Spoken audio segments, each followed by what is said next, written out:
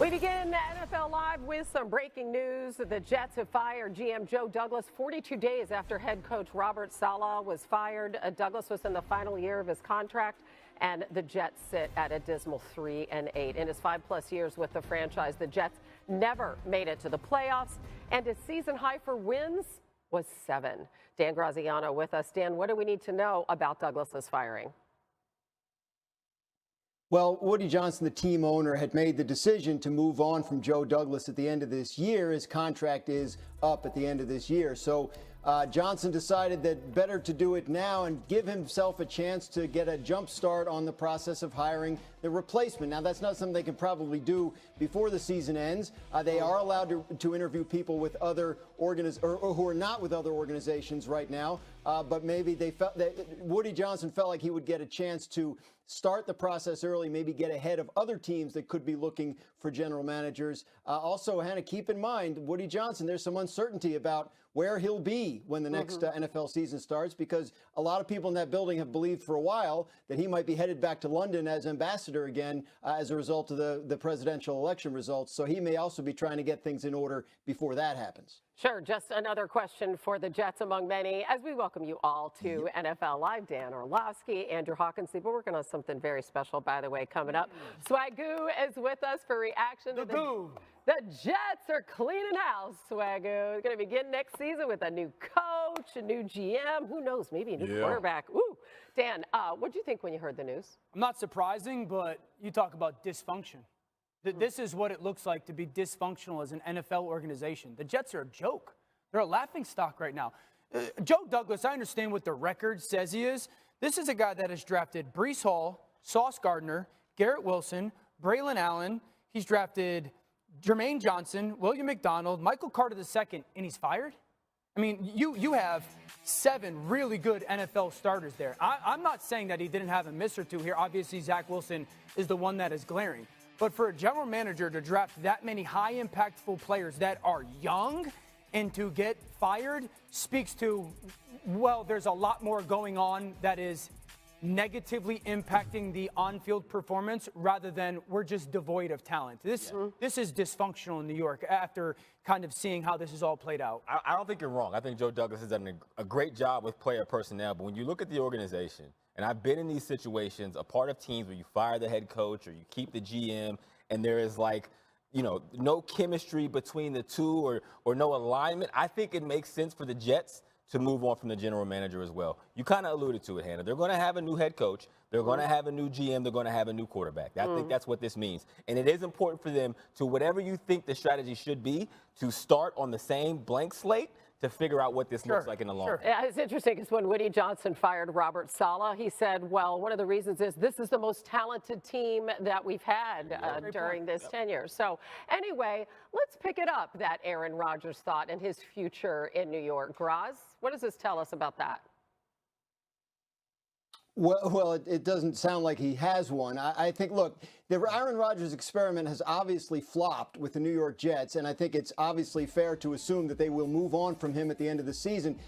He'll be 41, and they have no guaranteed money left on his contract. They'll have to account for $49 million in dead money on their salary cap when they move on from him, but they won't have to actually pay him any more than that. But, I mean, Orlovsky, like you talk about all those young players, Sauce Gardner, Breece Hall, Garrett Wilson, they're all going to be coming up for second contracts here in the next couple of years. And now you're going to have a new coach and a new GM and a new quarterback. And so what's the vision and plan for the organization going to be? You just kind of in this cycle now where the new decision makers are not going to be aligned with the old decision makers. And it feels a little haphazard. Good point. Hey, y'all remember they were sending all them planes to California trying to convince Aaron Rodgers to come play? Yeah. You got to pay for jet fuel. You got to pay for jet fuel to get to and from to try to convince him. To Dan's point, it's been an utter disaster, and it all hinged on them getting a quarterback and revamping the offensive line. The fact that it's going this way means everybody gets fired. The reality is Aaron Rodgers has not played well this season. They tried to piece-make things back together once they realized that we were headed down the wrong path. You fire Robert Saleh. You change the offensive coordinator. That still doesn't work. You trade for Devontae Adams. I talked to Dan. Me and Dan had a little tiff, just a little tiff. We didn't argue very much, but I was like, why do they need help? Because Garrett Wilson was supposed to become the number one wide receiver and be one of these guys we talk about with top 5 talent. All of those things failed. So when you decided that we are going to go sign the 40-year-old quarterback and he's going to fix everything, and now that everything is broken and as broken as it was before he showed up, this is the reverberation of that. I understand where you're coming from, fella. I think pinning this on Aaron is a little bit easy. I'll call it that. Aaron's played poorly in 2 games. But you're missing the point. You're missing the point. You're missing the point, Dio. I'm not pinning it on Aaron. I'm pinning the play on Aaron. I'm pinning the decision-making on Woody Johnson and this organization. It did not work out because they went all in on Aaron Rodgers, and Aaron Rodgers is not playing well, and now you got to redo the whole thing. I think us saying he's not playing well is a fair statement. Yeah. But this is absolutely on the ownership of the New York Jets. It may be best for his ass to go to London and let somebody else make some decisions. Yeah, I think I don't disagree with the play altogether, okay? But I do think that 2 things have become very paramount. The organization doesn't know how to run itself top to bottom on a consistent basis when it comes to player acquisition, player development, and then building a core of nucleus players that you constantly have as the backbone of your organization, like the Pittsburgh Steelers, like the Baltimore Ravens, like the San Francisco 49ers. There's a reason why those teams win consistently. That's who Detroit is on the verge of being. And I think the second thing is, and this is where you were right, Marcus, is when you took everything in the organization and you gave it essentially all to Aaron, at least from the outside perspective, everything had to work out perfectly or was going to fall flat on its face. And that's kind of what we're seeing itself, at least play itself out. There's no way a general manager that has drafted that amount of talent should have his record. There's just no way. Look, you guys joined NFL Live, and this show got better, right? That's because you guys are so talented. When you look at Aaron Rodgers, who is extremely talented, everything that you said, no, he's not playing great, but he's still Aaron Rodgers. But when you look at everything around him in the organization, what can you point to that says that it has gotten better since he's been there, right? Yeah, there's nothing. There's nothing. There's a young receiver that should have been a star. There was a number 1 corner who was being tutored by a head coach who got fired. And the defense took a step back. The OC gets demoted. So I don't think we point to Aaron Rodgers as it's his fault. He hasn't fixed the problem. But he hasn't fixed the problem. He hasn't been the Band-Aid. At that level, and guys, let me say Tom this. Brady, the Hall of Fame level, you expect him to come in and lift everyone. And I agree with you, Hawk. And I'm going to tell you this. And I know Graz is very connected and talks to a lot of people. There was a reverence for Robert Saleh in that locker room. Don't make any mistake about it. Like, we talked about it when he got fired. These players, I know I've talked to a few of them. They had a high level of respect for what he had gone through as a coach, what he had to deal with. And I came on television when he got fired and said the most unimportant person got fired in this organization when Robert Saleh was let go. And it had nothing to do with his ability to coach a football team. It had everything to do with how they operated outside of him to make certain moves happen. And he had to just become a part of that decision-making process. It turns out he was a little more important than you thought, though, because it seems like he was pretty key to making the defense work. Jeff Ulbrich, who's extremely well regarded inside and outside that building, gets head coach responsibilities added to his defensive coordinator responsibilities. That's a lot to take on for a guy who's never done it before, and the impact has been detrimental to the defensive side of the ball. But Swagoo, you're right. They liked Robert Saleh in that building. The players liked playing for him, and that had an effect that was negative on the locker room, on the team, and obviously on the rest of the season. Well, and everything Joe Douglas And I don't think it's I'm sorry, Hannah. No, I'm just saying, like, I don't think it's go ahead. I don't believe it's a coincidence of this defense taking this big of a step back with him not being in that building. Right. And on offense, they bring in Nathaniel Hackett for Aaron Rodgers. That's his guy. They bring in Don't even Devontae get me Adams. They started. bring Don't in even get me Rodgers, started. favorite Laughing receivers and players. They put, to your point, in your swagoo, they put all their chips in the middle with Aaron Rodgers, and it certainly hasn't worked out. All right, let's go to Monday Night Football, shall we? Another one. Yeah, Dallas. We could go all day, No. right? No, The ceiling let's fell not. before the game, and now the sky is falling there in Dallas. CeeDee Lamb and Dak Prescott meeting beforehand. C.J. Stroud. So it's great that he has Nico Collins back, and he's off to the races here with a 77-yard touchdown. Nico Collins right-sizes this offense and right-sizes this receiving core. When he's in the building, they are a better team. Boo on that flag, by the way. However, Laramie Tunsil, you don't like that? Ineligible player downfield, wipe it out. I didn't like the flag. Tunsil's gotten out there for the screen, but Hannah, it really doesn't matter because they're playing against this defense that hasn't stopped the zone run all season long. Joe Mixon with a sick cutback, and then he completely runs away from Dallas's defense. 45-yard touchdown. What a night Mixon had. Cooper Rush just continuing to struggle. I mean, this is awful. Yeah, I mean, part of it is this is a really good defense in Houston. D'Amico Ryan's got that unit flying around. Cooper Rush had the chips stacked against him from the first snap of the game. And then here we go. We're going to see this a couple times today. Derek Barnett. So he not only knocks the ball out of Rush's hands, and I don't know how many players this touches, but he gets it back and goes in for the TD. Look, the Texans defense is playing fast. They hunt, man. They hunt. They go get the ball. They and do. the same cannot be said for the Dallas Cowboys. Here's Stroud after the game. What changes with Nico Collins back? A lot. You know, he's a vertical threat. He's a short threat. And that guy's pretty good, too. So, you know, when you have a running attack, a passing attack, you know, it's hard to be stopped. So, you know, make my job easy. Hey, that's quarterback's best friend, right? That running game. And Joe Mixon, boy, is he a good friend for C.J. Stroud. Mixon has had at least 100 rushing yards and a rushing touchdown, get this, in 5 consecutive road games. Tied with Derrick Henry in 2020 and Tiki Barber in 2004. That's the longest streak in NFL history. He will be able to extend that and likely will, I would say, week 13 at Jacksonville. So, Swagoo, we lamented that the Cowboys did not address their needs at running back in the offseason. Certainly the Texans did in a big, big way. What stood out to you about that run game last night? Well, we've talked about it, and Joe Mixon is vitally important to this team and how far they go when they get into the playoffs. I think he brings not only his ability as a running back, but a different demeanor. You see this offense in the physicality. And I'm going to venture to say that this offensive line loves run blocking more than they love pass blocking. The sack early by Odigizua, I was like, are they really going to allow the Dallas Cowboys to rush the passer? And they said, no. We will not. We are going to run the football 20 times, and we saw the effect that it had on this offensive line. They look much better, but also it helped C.J. Stroud. We talked about having Nico Collins back. I believe it was more that run game that made C.J. Stroud more comfortable than having his top receiver back, which will continue to get better with Nico being out there. AFC, don't forget about this team.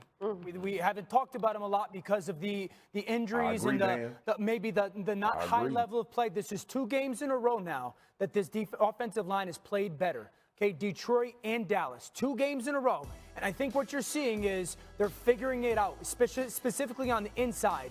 I love Nico Collins back, but we got to give some love to John Mechie and Tank Dell. Yes. Both of those cats are really starting to step forward and make impactful plays. I know Steph mattered. I'm not trying to minimize that. But this offensive line playing better, and those 2 young star potential wide receivers are really taking advantage of opportunities. I'm telling the AFC, do not sleep on this football team. I feel like you can see it with Nico back in the lineup. It felt like their roles made sense. Mechie, of course, Tank Dell looked great. And when you have a running back that had the game that Mixon did, you can't get those big plays without blocking at the second level on the perimeter. Watch Tank Dell here. This is on the long touchdown run. Love it. Going in there, digging out of safety. 165 pounds, springs him for a 50-plus yard touchdown. Here's on the goal line. He's going to be at the outside of the bunch again, going to dig out the safety and creating a surface for Mixon to high step into the end zone. He got a little hawk in his game. You got to love it. He got a little hawk in it. Here goes the screen. Same thing. Watch. When Mixon gets out on the perimeter, without your perimeter players going second level, look at him digging out the safety, creating a surface for Mixon to spring a big play.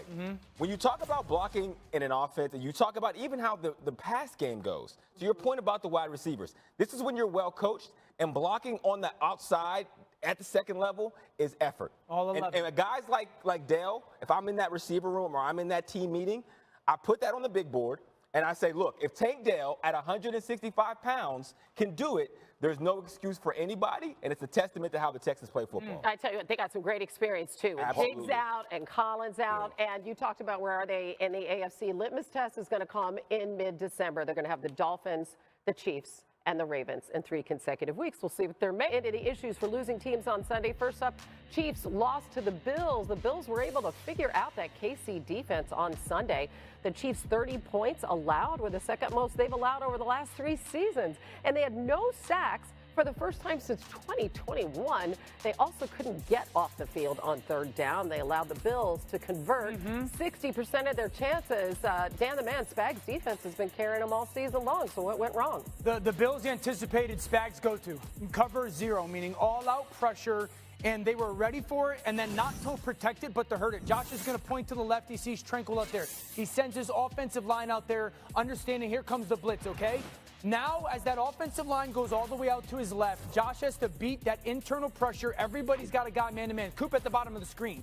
They're not just trying to get the ball out of their hands. Cooper's going to double move them. Little fake stutter in, and then Josh has to let the ball out of his hands early. That's trying to kill the blitz, not trying to protect against the blitz. 4 strong, meaning 4 people to Josh's right. Okay, as the motion goes, they're going to rock and roll, meaning the corner's essentially going to pass it to the safety. Still man-to-man coverage. That's an indicator. Remember, everybody on the defense has a man, and then everybody's pressuring. As Josh drops back and peeks to back, that guy is going to peel. Then he knows, okay, that defender peeling, I have to drift away from the blitzer, find the shallow cross as we create that traffic to Curtis Samuel. The reality is this, Joe Brady and the Bills anticipated everything that Steve Spagnuolo and the Chiefs would do, and that's the main reason why they won the football game. Chiefs visiting the Panthers on Sunday. All right, let's get to the Bengals. A loss to the resurgent Chargers. Yet again, they just couldn't pull it out in a close one. Joe Burrow nearly led Cincinnati to a big second-half comeback, but lack of success at the beginning of the game, that was just too much to overcome. In the second half, he had 5 completions of at least 20 yards, 3 passing touchdowns, and an average depth of target over 14. But in the first half, yikes. His passes averaged less than 6 yards downfield. He had no touchdowns. Hawk, what gives with these Bengals? It pains me to say it, but the real Slim Shady stood up. That's what happens with the Bengals. They are the team that you're looking at, that their record shows. 1-6 in one-score games. When you have a game like this, where you needed to get this W, and you come out in the first half and you have no fight, it tells me who you are, and it makes everything look crystal clear in the light. Second half, they figured it out. They played better, but this team just isn't great. They look like a great team because of the way that Joe Burrow and Jamar Chase have been playing, but when you look at their wins, they beat the 2-8 Giants, the 2-8 Browns, the 3-7 Panthers, and the 2-8 Raiders. They're just not that team, and they showed it, and now we can kind of put to bed what this future will look like as it pertains to the 2024 season. Yeah, and they host the Steelers on December 1st. All right, for the Falcons, it was a 38-6 beatdown by the Broncos on Sunday. Falcons struggled on both sides of the ball at Denver. 32-point loss, their largest in a game since they lost to the Cowboys by 40 back in 2021. They had their second worst defensive efficiency in a game over the last 3 seasons and their 3rd worst yard margin. Graz, what went wrong for Atlanta? Hannah, they were completely unable to make Bo Nix, the rookie quarterback for the Broncos, uncomfortable in any way. They came into this game, the Falcons did, very depleted at cornerback, and they lost Kevin King in the first quarter. Nevertheless, they did not do anything in terms of trying to pressure Bo Nix. They sent 4 or fewer pass rushers on 89% of his dropbacks. And when they did, when they did not blitz, Bo Nix was 25 for 29 for 301 yards and 3 touchdowns. He might as well have been sitting in a recliner with a newspaper and a cup of coffee. He was that comfortable against the Falcons defense all day. We'll see what happens with the Falcons next. They host the Chargers on December 1st, but let's get back to those Broncos, Marcus. On the other side, how important is it for this rookie quarterback to have that kind of defense that they have in Denver? Grass, you know who did send blitzes to light up Kirk Cousins? It was the Denver Broncos, and they stayed in the same vein. Yep. Benito is starting to turn into an absolute superstar. I've been obviously eye-catching on his tape, had 2 sacks. We saw the pressure that they were able to generate on Kirk Cousins. Look, holding any team to 6 points is phenomenal, but we've seen the Atlanta Falcons have the ability to be explosive. Mooney is having one of his best seasons. We know that you have a lot of weapons on that football team. And me and Dan talked about the Denver Broncos defense before they played the Baltimore Ravens, and I was like, just pump the brakes. And obviously that didn't turn out the way they wanted it to. But I give a lot of credence to what they were able to do to Kirk Cousins in this offense, who I think at times can be very, very explosive, like we've seen them be throughout this season. Denver is for real. It's a complementary football team. They create takeaways, they create negative yardage, and they're giving a rookie opportunities with possessions and great field position to make plays. So that's another team. Like Dan said about Houston, you got to be careful about the Denver Broncos now, especially with the way Bo Nix is playing. Real quick, Vance Joseph, who's their defensive coordinator, he should get some head coaching interviews again this cycle. He's been phenomenal. Patrick Surtain, who's a cornerback, he had him at some point this past weekend play from corner the Mike linebacker in the Tampa 2 middle defense run through. I've never seen that before. Okay, so there is some stuff that he is doing with Surtain that is absolutely diabolical. Who's incredible talent, Diabolical. just incredible. Cool, but that's not our ultimate goal, so we'll keep building towards that. Bills are going to emerge against the previously undefeated Chiefs. Josh Allen and the Buffalo Bills knocked off the NFL's only remaining undefeated team in the Kansas City Chiefs. Yes, the Allen quarterback scramble for a touchdown on 4th and 2 sealed the deal, but it was the offense's execution of the previous play, a 39 versus 0 blitz, that made the 4th and 2 even possible. For the first time ever, using virtual reality, Dan is going to show us the perspective of Josh Allen on this play, thanks to next-gen stats and the Status Pro Visualizer. All right, so Hawk, you mentioned cover 0. It's a defense that when you're playing against this defensive unit in the Kansas City Chiefs, ready for it every single snap. What that means is this part of the field completely vacated. No one is going to be deep for the defense, and it's going to be man-to-man coverage. So that player, you have him in man-to-man. And as I go to this bunch concept to the right, there's going to be 4 defenders for the Kansas City Chiefs over there. But I know in cover 0, everybody's blitzing, so one of these players is going to be a blitzer, and the 3 of them are going to be in coverage. Now, I want to go into Josh Allen's perspective for this, okay? Because you're expecting tackle there, guard there, center there, guard there, tackle there. So I only have 2 potential problems on this defense. Problem number 1 would be this player. If this player blitzes, I'm okay. I got a back right next to me. He's going to block him. Perfect. So then problem number 2 is going to be that defender. If that defender becomes a blitzer, it's on the quarterback. Now, here where this becomes interesting, okay? If this defender was up in the line of scrimmage pre-snap, I got a problem because no one's accounting for him, and he's closer to me. But since he starts all the way back here, I'm going to count his steps when it comes to him being a pressure guy. Remember, if that backside linebacker pressures, I'm okay. It's how deep he's coming from, and can I get the ball out of my hands? As Josh Allen drops back, I see, okay, here he comes, but I'm okay. That back is going to be right there. This is the problem, guy. Can I get a ball off before he gets home to me when it comes to that blitz? Now, I want to go over to this bunch concept, okay? When it comes to this bunch concept, this is where it gets really interesting from the Buffalo Bills perspective, okay? We have 3 players here. We have 1, we have 2, and we have 3, okay? Now, when it comes to the defense, remember, this is a pressure guy. Move him, okay? So this player really has this inside player, Curtis Samuel. And that safety really has the point man, Matt Collins, and that outside corner, it's got Khalil Shakir. But what Buffalo did a great job of was changing responsibilities. As these guys push vertical, this is where route distribution matters so much. Remember, Curtis Samuel started as the number 1 guy, the inside guy. Well, he's going to, after the snap, become the outside guy. So now it becomes that corner's responsibility. And Khalil Shakir started as the outside guy. But as we play it, he's going to end up becoming that inside guy. So you're totally screwing with everybody's responsibilities. Remember, this player, he's the blitzer. So the route distribution becomes paramount. Now, I want to go become Khalil Shakir in this moment, okay? As you push vertical, you want to make sure that you have vision on Matt Collins. Matt Collins' job, who's right next to me, you have to be almost hip to hip with him and understanding if you're Matt Collins, okay, I want to become Matt Collins. Your job, run right through this defender's outside shoulder. Your you're trying to create traffic and stay hip to hip as Shakir is to your right, okay? You're trying to essentially run a pick because what happens is he has to cover two people at the same time. Now, I want to go back to being Khalil Shakir.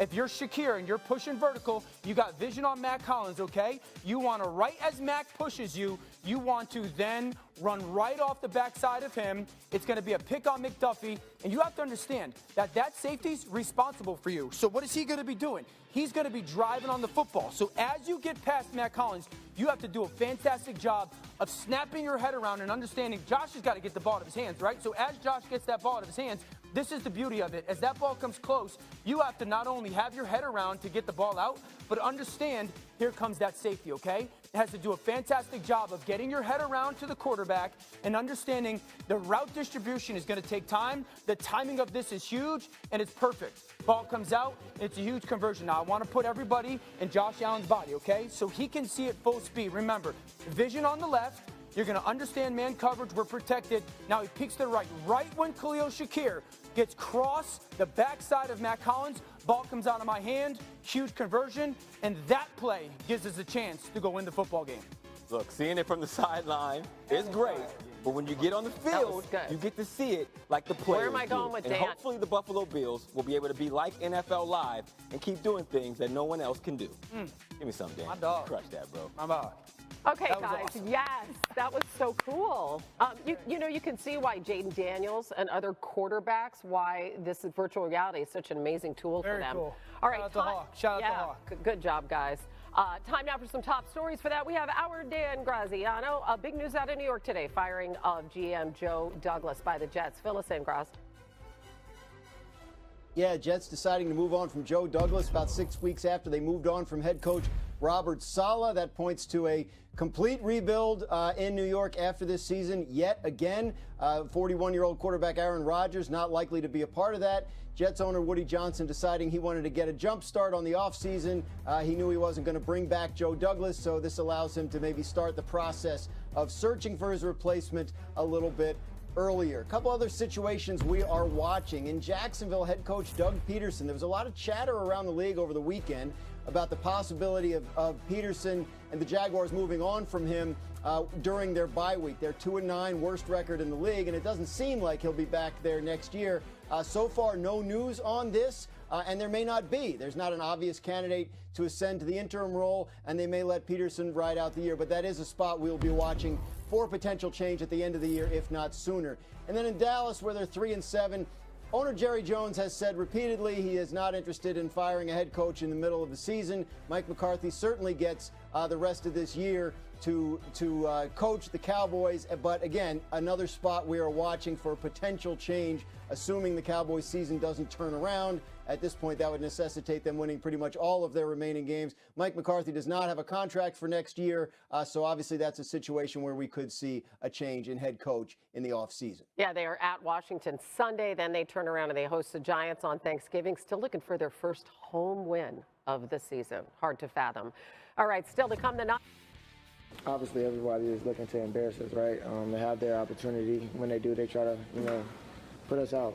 And we had so much success over the last 3 years as far as in the regular season. It's starting to bite us right now. So for us, we got to find ways. We got to find ways to gel together, play together, and finish this thing out. And the teams are trying to embarrass the Cowboys. Yeah, it's been happening for a majority of this season, but CD is right. Everybody smells the blood in the water when it comes to the Cowboys. We used to call these stat games, Hannah, and defensive lines feel like they can have a stat game, and offensively you feel like you can have an explosion when it comes to going against this defense. It's unfortunate. Teams have been here before, but this is the league, and points being scored on the Cowboys will not be a trend that ends anytime soon. Only team getting beaten by more points on the average is the Panthers. Think about that. All right, to Miami, where the Dolphins have won 2 straight. Tua Tagovailoa has lit it up. Had his best game of the season on Sunday, throwing for nearly 300 yards, 3 touchdowns, no picks. Since returning from injury in Week 8, Tua has the league's 5th highest total QBR, and he leads the NFL in completion percentage. He's also thrown 7 touchdowns to just 1 interception. Dan, what'd you see from Tua against the Raiders Sunday? He looked like Tua that we've become accustomed to. Number one, it's so good to see throws like this back when that ball is out of his hands before the receiver is even remotely close to catching it, those anticipation things, the way that he is throwing people open, seeing things before they happen. Then also we've seen 3 or 4 plays a game since he's come back, sprinkling some of that playmaking, some of that extending of the play. Fingers crossed that he stays completely healthy because he's gotten this Miami Dolphins football team very much so back into that playoff race. Yeah, they host the Patriots Sunday. In the past, that's been kind of a weird game.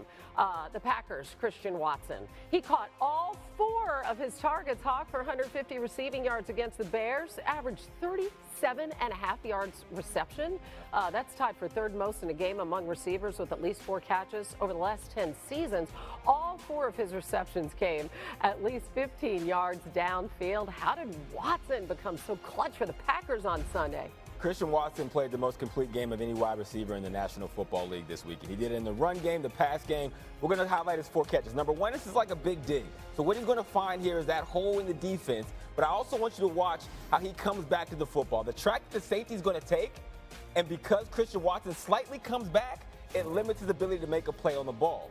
Next, you're going to have a rail route from the slot, and watch the timing, which is important because that DB is in the cover 3, and he has to give the time for him to lock eyes with that post route, hits that hole, gets the surface for Jordan Love. Now you're going to have what we call a field post over top of an over route by the tight end. He's going to get contact, so because of the contact, it's going to ruin his angle a little bit and put him in the same vicinity as the deep over. His adjustment to take it deep allows Jordan Love to say, you know what, double coverage, whatever, I'll take the chance. Big time play. Lastly, he's going to get jump jammed by the corner.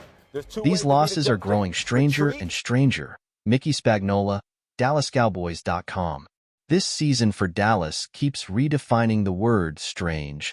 In lieu of Texans 34, Cowboys 10. In lieu of the Cowboys losing their 5th consecutive game. In lieu of now 0-5 here at AT&T Stadium after winning 16 consecutive regular season home games heading into the 2024 season. In lieu of the Cowboys now 3-7, their worst start since COVID 2020 and coming on the heels of 3 consecutive 12-5 seasons since. And consider the now 7-4 Texans gained just 3 more yards than the Cowboys, and the Cowboys threw for 74 more yards than the Texans. But dang it, with 4 minutes, 16 seconds left in the 3rd quarter of this Monday Night Football game, with Cowboys Hall of Famers Troy Aikman, Emmitt Smith, and Michael Irvin on hand, the Cowboys were only trailing in this Texas showdown, as this game was being billed 20-13. And that despite the Texans already having rushed for 92 yards, 80 of those belonging to Joe Mixon. And then the roof caved in, and must admit there is a cheap line here for what took place on a high-wind afternoon with the roof actually opened some 3.5 hours before kickoff, causing the roof to recoil on a perfectly blue, sunny day. This despite still playing without Dak Prescott, Darren Bland, Brandon Cooks, DeMarcus Lawrence, Marshawn Nealand, and heading into this one without Jordan Lewis and Hunter Luepke. And then losing tight end Jake Ferguson to a concussion by halftime. Why? The Cowboys were starting Josh Butler at left corner, signed to the 53-man roster prior to the game, his first NFL game appearance, had Israel Mukuamu playing in the slot, and first-year free agent Princeton Fant, elevated from the practice squad, making his NFL debut at fullback. Michael Irvin, Deion Sanders would 100% accept Dallas Cowboys job if they draft Shedeur Sanders. Matt Connolly, on 3.com. Deion Sanders won't be the next head coach of the Cowboys, right? Over the past week, Paul Feinbaum, Adam Schefter, Stephen A. Smith, Des Bryant, and Louis Riddick have discussed the possibility of Deion Sanders landing the Cowboys head coaching job, where perhaps Dallas could draft Shedeur Sanders to once again play for his dad. Cowboys legend Michael Irvin added fuel to the fire on Tuesday, sharing on the herd with Colin Cowherd that he knows for a fact Deion Sanders would leave Colorado to team up with Shedeur Sanders in Dallas. I believe 100%. And I can tell you, good sources told me that. Great sources have told me that, Michael Irvin said. That's all I can say like that without violating anything else. Michael Irvin and Deion Sanders played together with the Cowboys from 1995 to 1999. It's fair to say that they know each other well. The fact that the Cowboys signed Dak Prescott to a huge deal this past offseason obviously complicates matters, as does the fact that the Cowboys may not draft high enough to land Shedeur Sanders. Still, It's fun to speculate about the possibility as the 2024 college football season starts to wind down. CeeDee Lamb takes Cowboys' offensive struggles real personal. Tommy Yarish, DallasCowboys.com. With Dak Prescott out for the season, CeeDee Lamb has to step up as the leader on offense. We were moving the ball up and down the field, but I feel like it's been our thing all season of getting in the red zone and not scoring, Lamb said. Obviously, good teams do it, and we have been failing to do that, and it differentiates the score a lot.